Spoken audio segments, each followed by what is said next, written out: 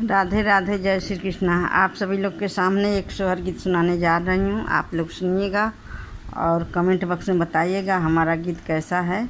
अपना आशीर्वाद, दुलार, प्यार इसी तरह बनाए रखिएगा। ये भी चैनल को आप लोग सपोर्ट करिएगा।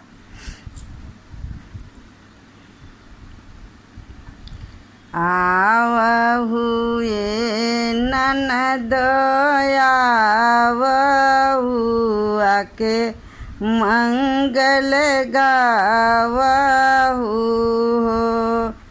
ये ननदी हमारो जे भइले होरिलावा महाली या जोर भइले हो। आवहु ये ननदी आवहु आके मंगल गावहु हो। ये ननदी हमारो जे भइले होरिलावा माली या जोर भइले हो। आ गईली अरगना परगना सासू के नैहर हो। आई गईले अरगना परगना सासू के नैहर हो। ललनायक नाही अइली नदिया आंगनवा सुन लागेला हो। ललनायक नाही अइली नदिया आंगनवा सुन लागेला हो। आई गईले अरगना परगना हमारो जे नैहर हो। ललनायक नाही अइले भायनावा महलिया सुन लागेला हो। ललनायक नाही अइले भायनावा महलिया सुन लागेला हो। आई बिये भौजी आई बिया के मंगल गाई भी हो। ये भौजी हमारो जे भइले भतीजावा पलनवा लेके आई भी हो। ये भौजी हमारो जे भइले भतीजावा कर धनिया ले आई भी हो। नाचत अइली नदिया गावत दुआरे से हो।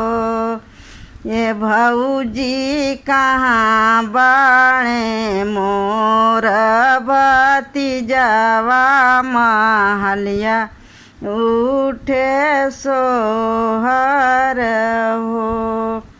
नाचत अइली नदिया गावत दुआरे से हो। ये भौजी कहाँ बाणे मोर भतीजावा महलिया उठे सोहर हो। आवहु ये ननदी आवहु पलंगिया चढ़ी बैठन हो। आवहु ये ननदी आव पलंगिया चढ़ी बैठा न हो। ये नदी देखिले अपना भतीजावा महलिया उठे सोहर हो। ये नदी देखिले अपना भतीजावा महलिया उठे सोहर हो। देखी भतीजावा नदिया त बड़ा खुश भइलीन हो। देखी भतीजावा नदिया त बड़ा खुश भइलीन हो। ये ललना नाची नाची गावेली सोहर देखत नीक लागेला हो। ये ललना नाची नाची गावेली सोहर देखत नीक लागेला हो। ये ललना भौजी जे दिहलीन गावा देखत नीक लागेला हो।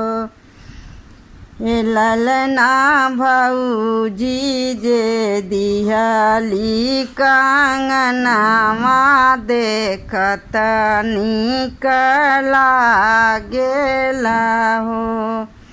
ये ललना भौजी जे दिहली कंगनवा देखत नीक लागेला हो।